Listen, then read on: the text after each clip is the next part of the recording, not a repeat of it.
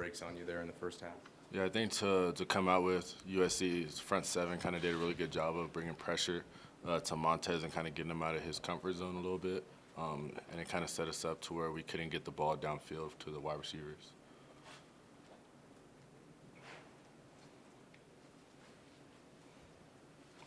Bryce, you guys had obviously had done well receiver-wise, being able to get downfield and make those plays. Was there anything you feel like you guys as a receiving core could have done better in that game and need to do better as you go forward to get back to what you were doing? I think that we just have to start beating our coverages a little bit faster and kind of get in and out of our routes a little bit quicker. If they're bringing pressures like they were against, like USC did, then that means that we just have to, break off our routes a little bit crisp and create more separation.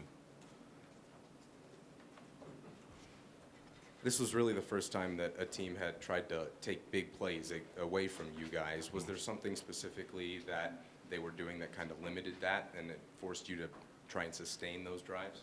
Yeah, so we were trying to run a couple different concepts like deep, throwing the ball downfield more, and they weren't biting on any of the first breaking routes. They were kind of sitting on top of everything, so we couldn't get any of our deep passes in, and that's why a lot of the underneath stuff was wide open because they weren't allowing anything to come over the top.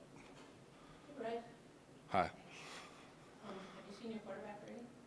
Oh yeah, I was just looking at a piece of paper back there. It's like 9 something. How important are plays like that to getting a team started, and how often would you like to see that happen? Any type of big play like that to give us momentum is a great thing to have, and we had a lack of that in the first half, and that's why we came out with the trick play, which is the one that I threw to Phil. Kind of just gave us a little bit of spark and kind of started off a drive right. Like to see more of that? Oh yeah, I would love to see more of that. Just thought you guys have a night game at Folsom, homecoming, an opponent that you guys have not beaten in ever, but especially since you've been here. But does that energize you guys having the night games at Folsom against a good team like this? Oh yeah, first of all, I love night games. I think most of the guys on the team love night games and that kind of atmosphere, especially in Folsom. We're expecting a lot of fans, and we're just trying to come out with a big win, especially over ASU, someone that we haven't beat yet. Just talk a little bit about what you've seen from ASU's secondary. Well, they like to play. I feel like they like to play a lot of man too, just because they bring a lot of the pressures with their front seven. We just have to, as a wide receiver core, we just have to go out there and make plays when opportunities are given. Bryce, as much as ASU blitzes, does that kind of have receivers licking their chops at times? Because if you can get past that first seam there, that if you've got a big play staring in the face, what does that do for you? Oh yeah.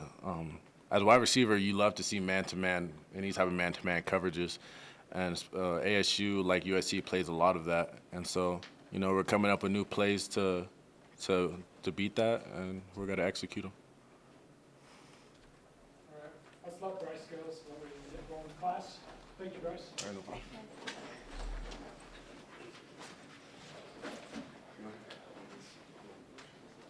All right, our special surprise guest today is Athletic Director Rick George.